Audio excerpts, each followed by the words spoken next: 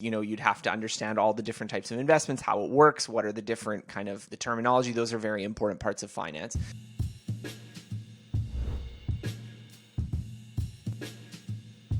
Scott, welcome to the show. Oh, it's great to be here. I'm thrilled to have you. I'm a big fan of yours. I've read your book. I've read your blog. But some folks, maybe there might be a couple out there that don't know who you are. So why don't you just take a couple of minutes and tell us, why are you famous? Maybe that's the question, because you are. Why? Yeah, well, why do people know who Scott Young is? Yeah, so I'm the author of a book, Ultralearning, which if you're watching the video, you can see it just over my shoulder here. I've also been writing a blog for about 15 years. So I've got thousands of articles about self-improvement, motivation, productivity, but the main thing that I write about is learning. And so I guess my claim to fame is that I have done a few sort of unusual self-education projects. So one of these was the MIT Challenge, which I did now about 10 years ago, which was to learn MIT's 4-year computer science curriculum over 12 months. And I did that by using the free material that they post online. Another project I did, I went with a friend. We went to 4 different countries to learn 4 different languages. We went to Spain to learn Spanish, Brazil to learn Portuguese, China to learn Mandarin, and South Korea to learn Korean. And I've also done projects learning quantum mechanics and portrait drawing and all sorts of things. And this culminated in writing this book, Ultralearning, which took not only some of my projects, but I scoured the internet in the world for people who were doing similar things. People who were taking on intense challenges, really trying to optimize the process of skill acquisition, learning, and trying to figure out what the principles are. What are the methods and mechanisms that allow people to learn things more effectively, so that even if you don't want to do anything that extreme, you can apply it to your hobbies, your profession, your studies, anything that you want to be able to do better. So, of course, I'm very familiar with the MIT Challenge. It made me wonder if my 3 years in law school was a waste of time and money. So you had already graduated with a traditional degree? Yeah, so this was not, this was for me. I had graduated from business school, again, normal timing, normal pace. I paid tuition. I was a very normal student in that way.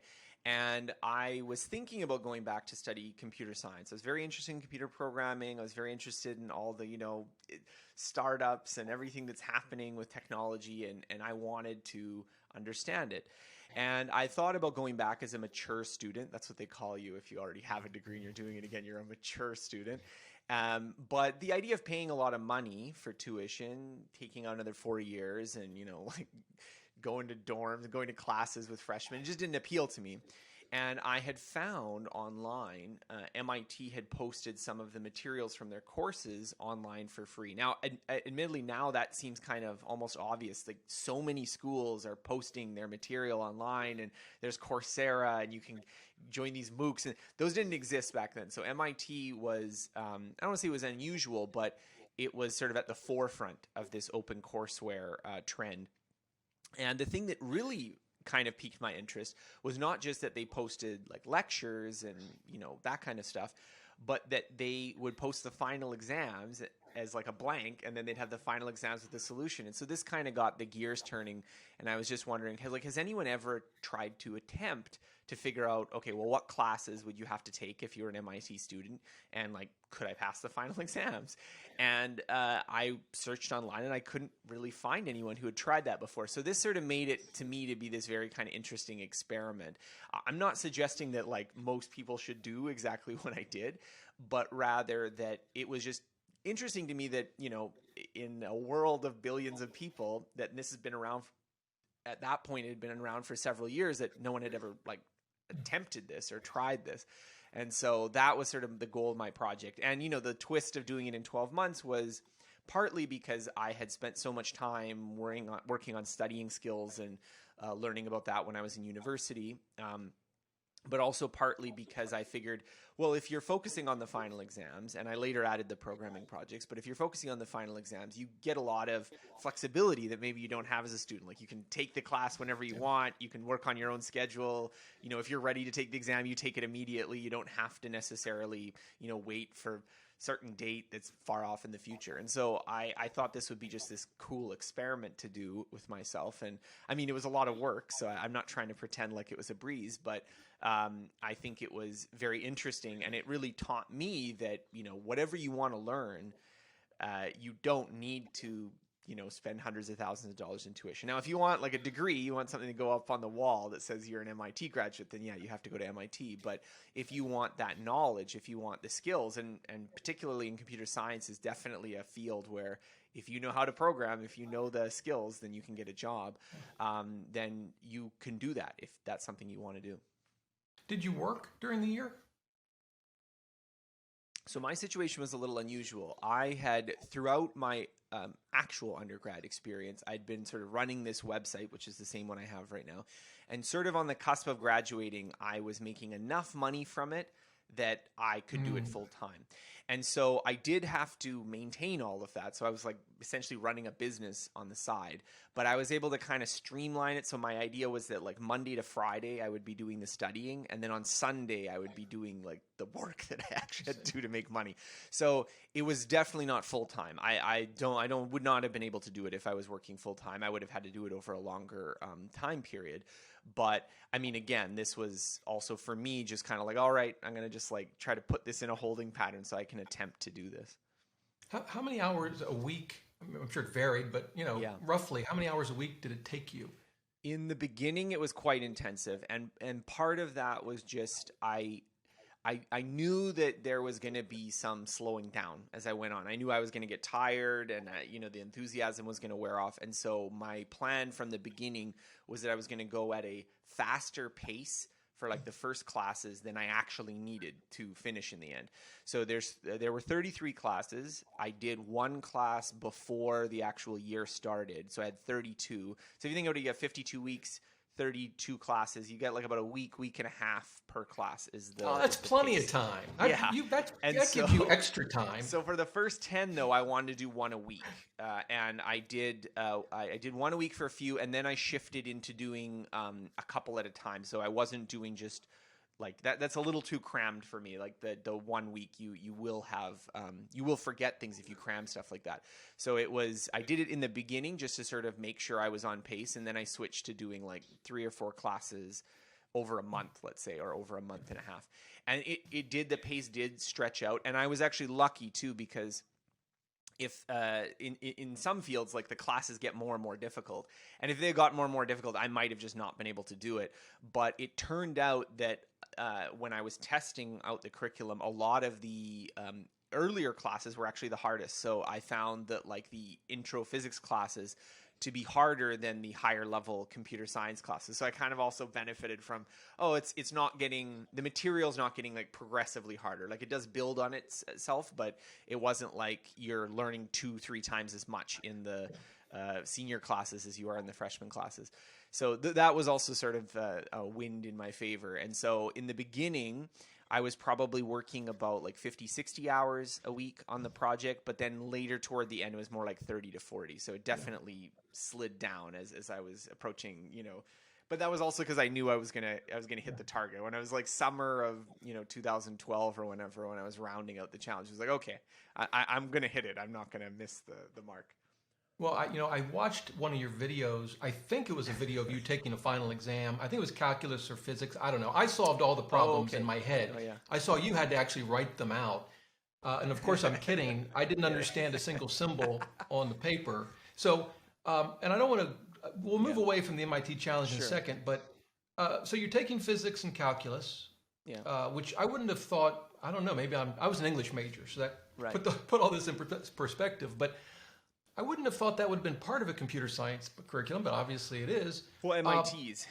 MIT, their whole educational philosophy is they want you to be well-rounded. So you do like biology and physics. So it wasn't. Did you take these in high school? Like, did you have any background at all?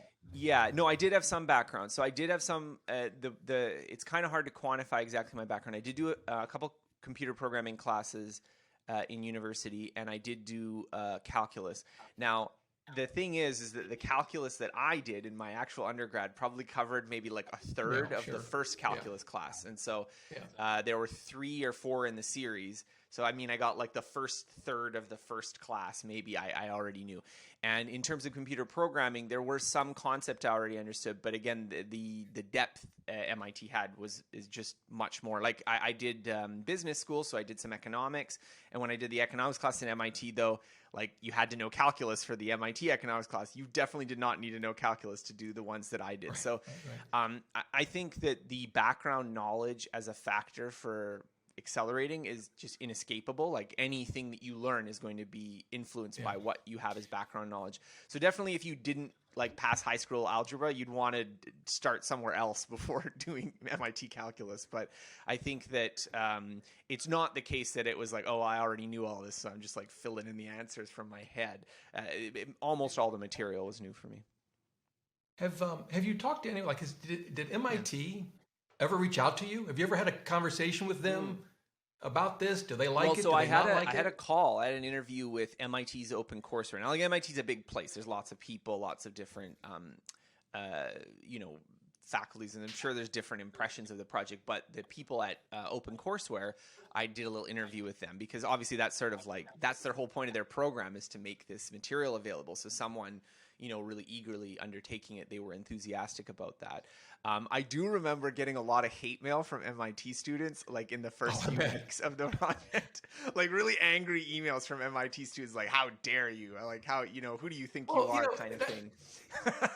that's Which actually an it's funny, interesting I don't point. get any of that now. I got it when I was Yeah. proposing the challenge. No one Yeah. like it's you know people could definitely criticize me for you were too light on the grading or I don't like how you did this or some kind of technical critique, which I would think is totally valid.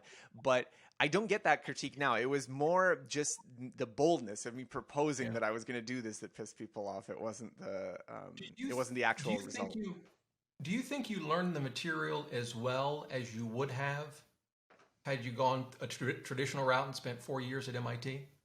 That's hard to say. I think that I definitely missed things that were in the MIT experience. So the networking, the Yeah. credential. I think MIT is just this place where you're surrounded by super smart people, and so you get opportunities to join some exciting startup or do cutting edge research or so I didn't get those, and I would be quite clear about that. Like I think that if you have the opportunity to go to MIT to do your undergrad, like don't do what I did, actually go to MIT.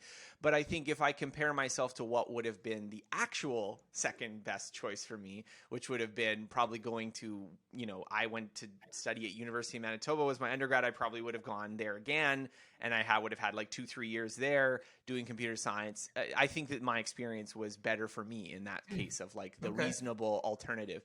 And I do think that in terms of the actual content of the program, I think you could argue that if you take it over a longer period of time, if you spend more time with it, you might get more depth. And so I think that is the classic trade-off. If you spend 30 years learning something, kind of regardless of what method you use, you'll probably learn it better than if you spend 3 months. But I do think we also live in a world where there's always trade-offs of what you're going to do with your time. And so I don't think that there would have been a way for me using 1 year of my life to get more knowledge and get more Yeah. progress than I actually did. So that would be the way I would compare it.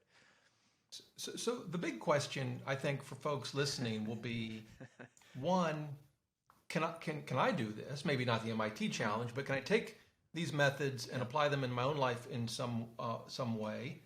Or maybe Scott is just unique. Maybe you have a better memory than most. Maybe you have a better work ethic than most. Now, before you answer that, so this is from your blog. I think this was like maybe your first. I went back to the very beginning. Oh, wow. Okay. Oh, So I'm dear. going to quote. You said, "My name is Scott H. Young, and I am obsessed with personal development." Now, I think you were 17 when you said that, and I was trying to imagine if my son, when he was 17, walked in and said, "Dad, I got something I got to tell you." Like, you get nervous. You get nervous. He says, "I'm obsessed with personal development." I'm not quite sure how I would have reacted to that. Oh my God. Yeah. So, No. Well, how does a 17-year-old become obsessed with personal development?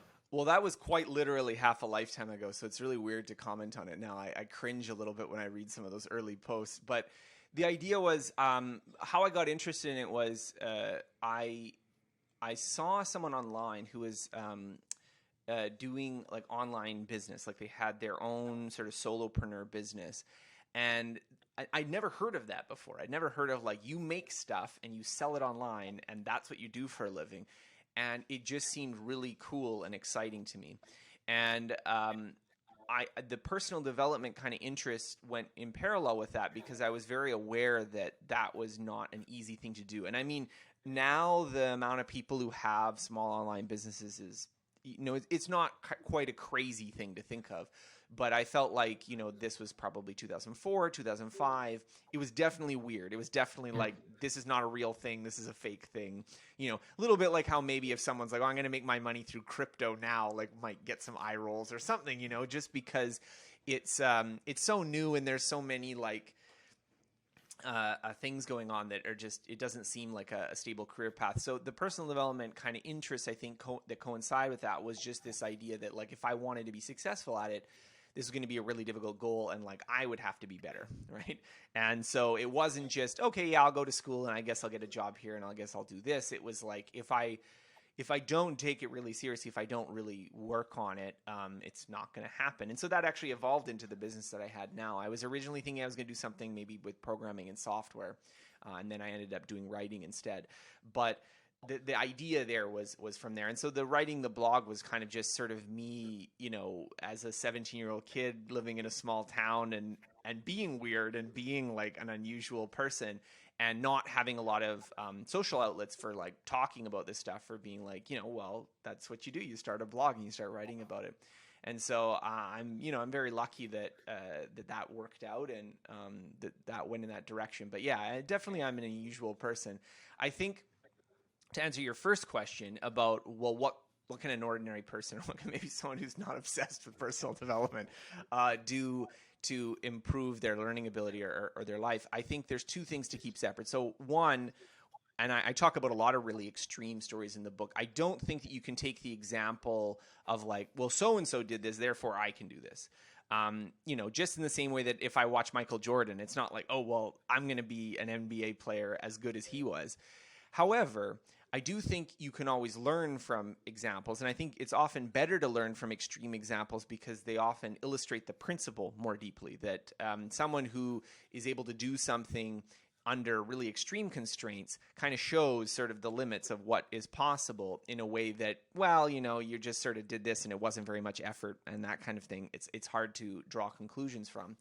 And then the second thing I think is that the goal really should be to try to extract from stories what is valuable. So what is the sort of operating method that someone's using? And so I spent a lot of time with this book, not just going through, stories and people's examples, but really trying to learn as much as I could about educational psychology and cognitive science and all of these kind of things. And there are a lot of principles that I think are not well understood, not well appreciated by the public at large, but have tons of scientific evidence behind them that show that they're quite effective.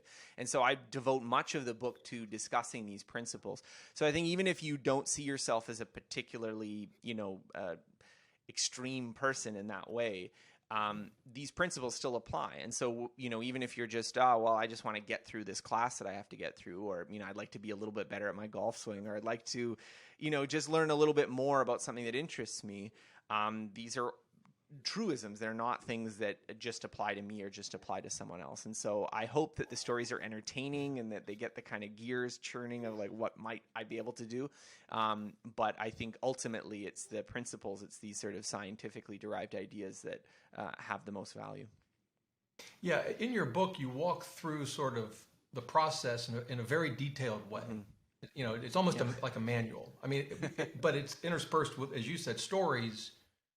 And I think that's important. It's kind of like the first 4-minute mile. If you see what other people have done with this, and you know what's possible, even if I never run a 4-minute mile, I think it helps break down some psychological barriers that I think can hold us back.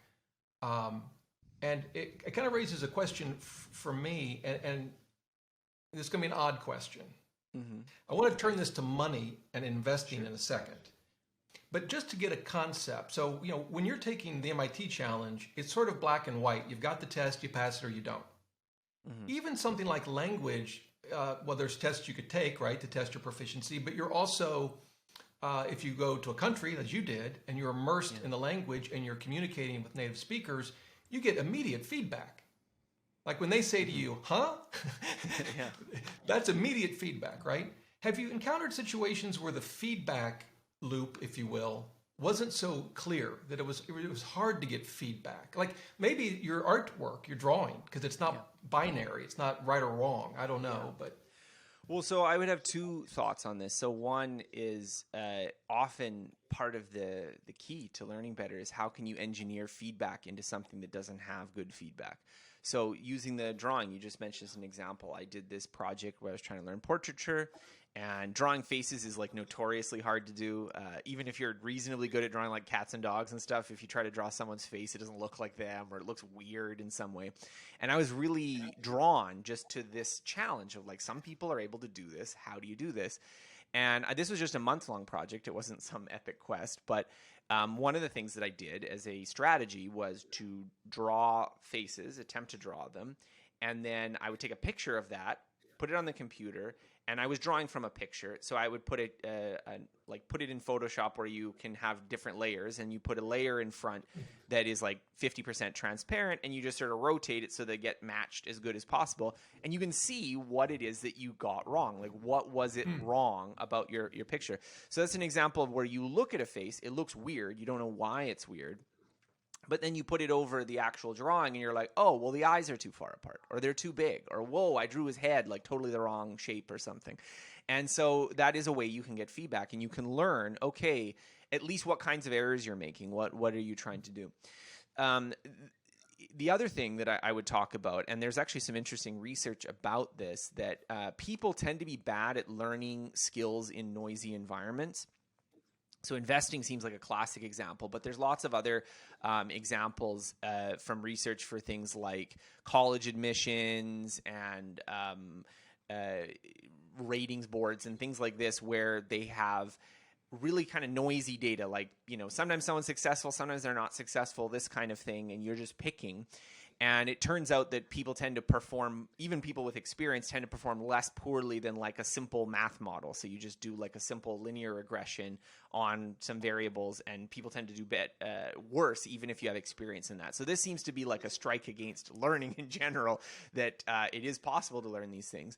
However, I think if you were to approach something like finance, which has so much noise, or you could even think of like playing poker or any other skill that has so much noise, what you have to do in some sense is extract the problem from the noise. So I would probably spend a lot of time learning, again, the basics, the theory. I think that's a lot of things, you'd have to understand all the different types of investments, how it works, what are the different kind of the terminology. Those are very important parts of finance. But then even to have some kind of model of it, you have to have some sort of sense of like, well, what would be the correct sort of investing philosophy, or what would be the correct way of approaching it? And building yourself on that. So I know that poker players, for instance, they often do this, where it is possible in some limited ways to figure out what was the correct play in this situation. Regardless of how the cards actually came down, what was the correct, should you have folded, should you have bet in this situation? And if you just get the feedback from winnings and losings, it's really hard to learn, because sometimes you make a really bad play and you just happen to get lucky, and sometimes you make the correct play and you lose a lot of money. And so you have to be able to separate it from that. So I think that's another skill of like, how can you design systems so that you can train yourself on the sort of actual skill you need to perform in a somewhat less noisy environment. Now, obviously, you have to actually go into the real world and do real investing as well, but that is a way of avoiding some of this problem of, there's so much uncertainty, so much noise. It's so easy to convince yourself that you've learned something when you've just gotten lucky, that is a big part, I think, of learning these kinds of skills.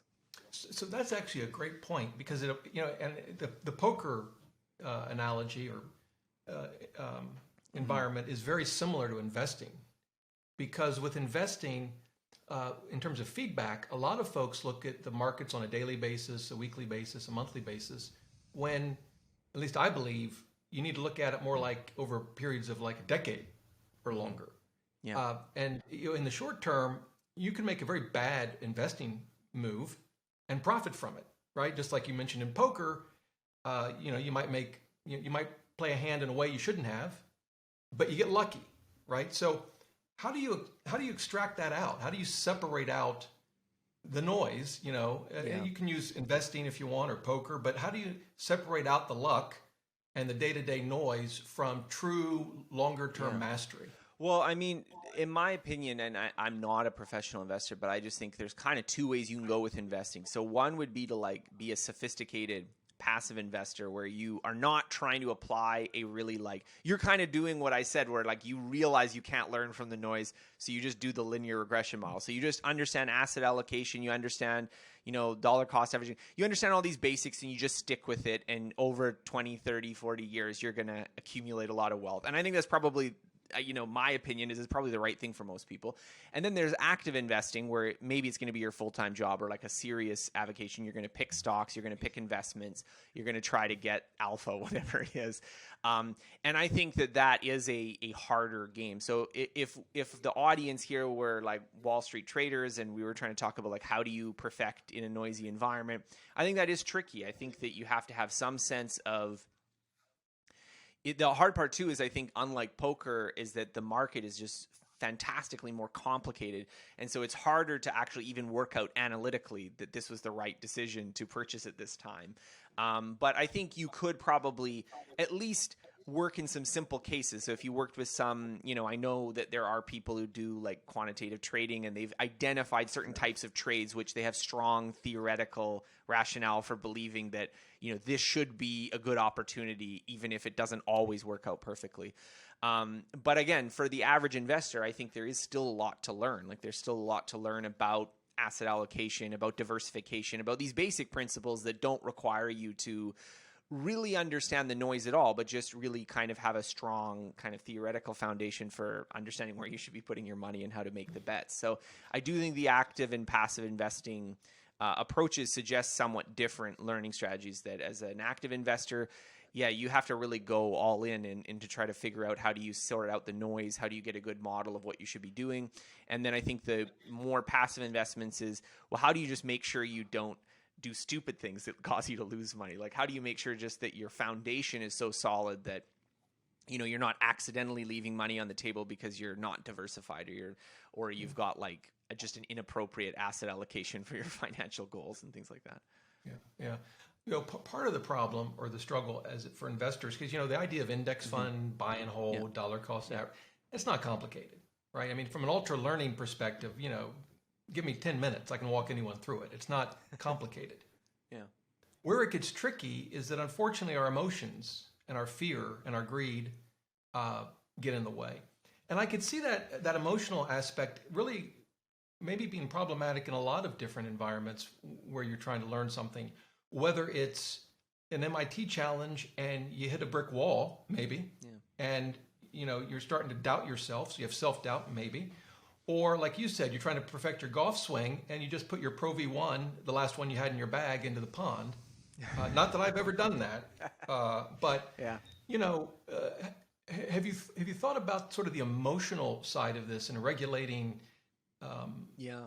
self-doubt and all of that? It's funny you talk about that, because I'm working on another book, and it's going to go more into the emotional factors, I think, than Ultralearning was. Ultralearning was very much cognitive science, and I wanted this one to be a little bit more affective. But I can talk a little bit about some of the ideas.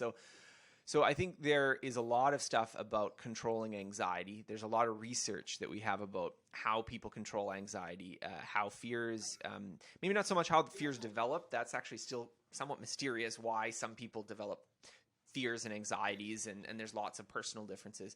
But we have lots of good research on how you can diminish or control anxieties and fears. And so exposure therapy, which is the idea of exposing yourself to stressful or anxiety-evoking situations in the context of safety, in the context of nothing really bad is actually going to happen to you, that this tends to reduce your anxiety levels over time. And so I think that is an underrated factor in learning, is how can you you are going to feel fear and anxiety. You are going to have these emotional reactions and things like this. How can you test yourself on that so that you can bring down your level to a level where you can think semi-rationally about it? And so my favorite example of that is language learning. So language learning, when you are speaking another language, like this, take the immersion example where you go to another country and you don't speak it very well and you're, okay, I'm going to speak French in Paris. And for most people, this is a mildly unpleasant, somewhat anxiety-provoking task. You are worried you're going to say things wrong, that that people are going to judge you, that you're going to make mistakes, that you're going to feel stupid. And so I think this is very common that people have this fear about this. And the funny thing is that if you do it regularly enough, so this project I did with this friend, the kind of gimmick of the project was that when we would go to each place, we were only going to speak in the language we were learning to each other or to people that we would meet, even though we were quite bad in the beginning. And the idea is that when I tell this to people, no one wants to do this because it sounds terrifying. It sounds like, oh, well, there's no way I could actually do this. But it turns out that the difficulty of doing this, the sort of perceived psychological kind of angst that you have about this, goes down much more rapidly even than your ability. So when we were in Spain, for instance, after about like 2 weeks, it felt pretty normal to be doing this. But we weren't good at Spanish at 2 weeks, like I should be clear. And, for anyone who knows Spanish, my friend who I went with, he decided he wasn't going to bother with conjugation for like the first month. So it was just like, you say yo tengo or yo hablo, and he would just be like tener the whole time for like a month. And I actually had to like sit him down and be like, okay, no, this is getting embarrassing. Like, we're actually having conversations with people. You need to learn this. But what I'm pointing out is just that we weren't good at that point, but it was very comfortable. And so this is an example in my mind of this anxiety kind of coming in and affecting the learning process, because the way people, I think, typically conceptualize it to themselves is that, well, I couldn't go and do that in this other language I barely speak because I wouldn't be good enough. But I think that's just another way of saying it would be too scary for me to do that.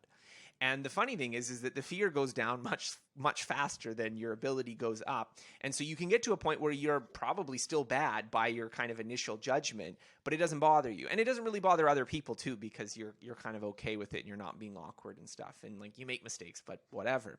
And I think that's true of so many other skills that we want to learn. So, we think, okay, well, I want to learn computer programming, but like the first time you're opening the computer programming, you're getting errors and it's not working and it's very frustrating. There's all these like emotions that are impacting you. It's like, okay, you know what? Maybe it'd just be better if I just like watched YouTube videos instead, or whatever skill you're talking about.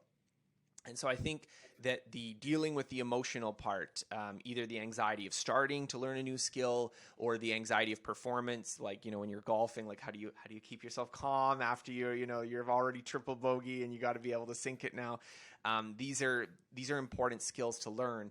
And I think there is a lot about emotional regulation and management that factors into learning. It's a huge piece of it.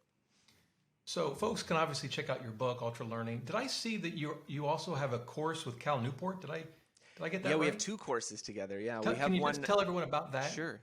Yeah. So we have a course that we've been teaching for about over 5 years now called Top Performer, which is about applying a lot of these ideas of performance improvement, deliberate practice, skill acquisition to the career space. And the idea is to sort of follow on the idea of his excellent book, So Good They Can't Ignore You, in that how do you actually develop skills to get a really good job or to improve in your career or improve and grow your business? And so we've been teaching that for now a number of years. We're just having a session now, but probably by the time you're listening to this, the session will have already started. So people can go to my website and find links for that and sign up for the waiting list if they want to join that one. And we also have a new course called Life of Focus that we released last year, which is sort of taking the ideas of deep work and ultralearning and digital minimalism and combining them together and focusing on how can you create a lifestyle that is more centered around deep and meaningful pursuits. So in your work, how can you have more time, more space for deep thoughts, really important, productive things you're proud of in your personal life. How can you like get the distracting whistles and beeps and pings and social media outrages out of your mind and focus on, fulfilling hobbies and deep relationships and stuff like that. And really, getting into the ultra learning idea, like how do you finally accomplish some of those goals that you want to do? Like finally learn French, finally, learn cooking, finally do some of these things that would be personally meaningful to you instead of just, death scrolling Netflix all night. So that's what that course is about. And so I highly recommend people can check them out. You can go to my website, scotthyoung.com, and there'll be links to those courses, and you can just join the waiting list find out when we have the next sessions. Yeah. So I've read Deep Work, at least. And when I saw that you were working with him, I was amazed because I didn't think Cal returned emails or phone calls to anybody. So I wasn't sure how you connected with him, but I was impressed. I got on the ground floor. We've known each other for like 14 years now. So we've been long-time collaborators. Yeah. And, I got to know him when I was first writing my blog, and I was writing about student issues and learning. And he had already published a book, but he was just starting a blog, and we were like corresponding. So these are like the halcyon days of 2006. That was when our friendship began. A lifetime ago. Yeah. Well, listen, I appreciate your time. I do have one last question for you. What ultra learning projects are in your future? What do you got planned next? Yeah, I mean, the big thing that's consuming all of my time right now is research for this upcoming book. And I'm sort of, as I mentioned, talking a lot more about the affective components of learning, but also this idea of learning by doing, an apprenticeship, and being in environments that force you to improve as opposed to just memorizing facts and concepts and things like that. And so I did touch on it in ultra learning, but I felt like it deserved its own fuller treatment. So I have like a list of like, I don't know, hundreds of books now that I've been going through and reading and researching. So it's been a lot of, trying to understand the research, really trying to get to a level of depth that almost no one would want to get to, so that hopefully I can resurface and kind of create some actionable advice that you could read over a week or two in a book. Okay, well, that's great. So I take it the best way for folks to reach out to you would be through your website, scotthyoung.com?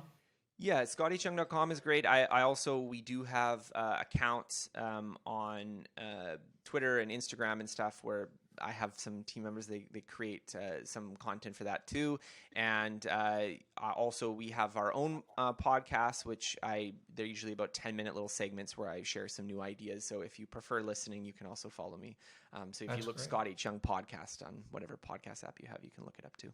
Great. Okay. Well, Scott, thank you so much for your time today. Thank you very much.